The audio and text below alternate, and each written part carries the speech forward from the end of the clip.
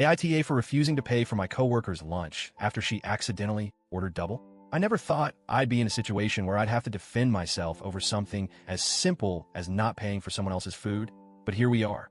I'm still frustrated and honestly a little confused about how this even turned into an issue. I work in a mid-sized office, and every now and then, a group of us orders takeout together. It's a casual thing, nothing official, just a way to make lunch easier and avoid dealing with separate transactions at pickup. Usually, one person volunteers to grab the food, and everyone Venmos them their share. It's worked fine in the past. No drama, no issues, until Sarah decided to get involved. That day, we decided to order from a small local restaurant a few blocks away. It's one of our go-to spots, and since it was a slow afternoon, I figured I'd be nice and offer to pick up the food.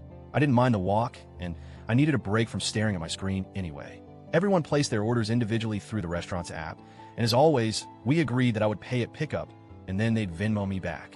Simple, right? Wrong. When I got to the restaurant, I checked the total, and my stomach dropped.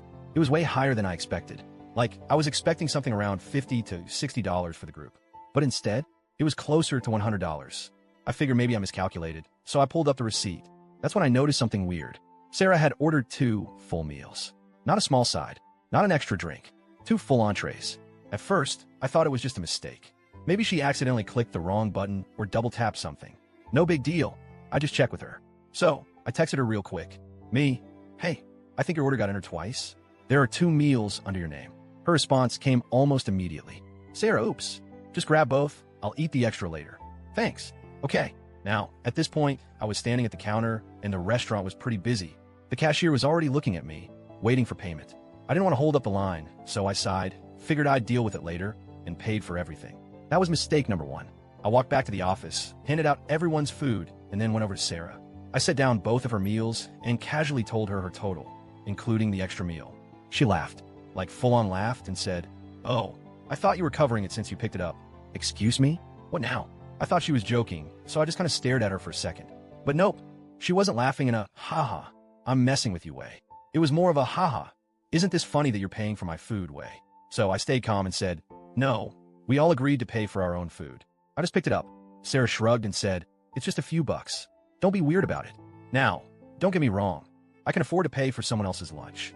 If a friend forgot their wallet or was having a rough day, I'd cover them without a second thought. But this wasn't a misunderstanding. This wasn't an accident. This felt intentional. She knew she ordered extra food. She waited until I was at the restaurant before telling me. And then she tried to act like it was my responsibility just because I was the one who picked it up. I stood my ground and repeated, you ordered it, so you need to pay for it. Her whole demeanor shifted. She went from laughing to annoyed in a split second. With a dramatic sigh, she pulled out her phone and Venmo'd me the money. No apology. No, thanks for picking it up. Just an eye roll and a sarcastic, wow, okay, whatever. But the real drama started after that. Apparently, Sarah went and told a few of our coworkers that I freaked out over a couple of bucks and embarrassed her by making her pay. Now, I didn't scream at her. I didn't make a scene. I just asked her to pay for the extra food she ordered. But somehow, the story had twisted into me being this stingy, unreasonable person who made a huge deal over nothing. One of my other coworkers, let's call her Lisa, even came up to me and said, you know, it wouldn't have been that big of a deal to just cover it. Excuse me? Since when am I responsible for feeding a grown adult? I asked Lisa, would you have paid for it if you were the one picking up? She hesitated for a second and then said, well, I mean, I probably would have just to keep the peace. And that's when it clicked. Sarah does this on purpose. She counts on people being too uncomfortable to argue, so they just pay for her food to avoid making a scene. Well, not this time. A few days later, another co-worker, let's call her Emily, pulled me aside. Emily, you know Sarah's done this before, right? Turns out, Sarah has a history of accidentally ordering extra food and drinks, and then acting like someone else should pay. At a work happy hour, she ordered extra appetizers and conveniently forgot her wallet.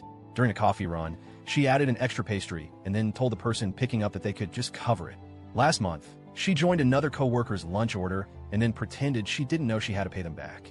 Emily told me that some people just let it slide because it wasn't worth the argument. Well, I guess I was the first person to actually call her out on it. Now, Sarah isn't outright hostile to me, but she's definitely cold.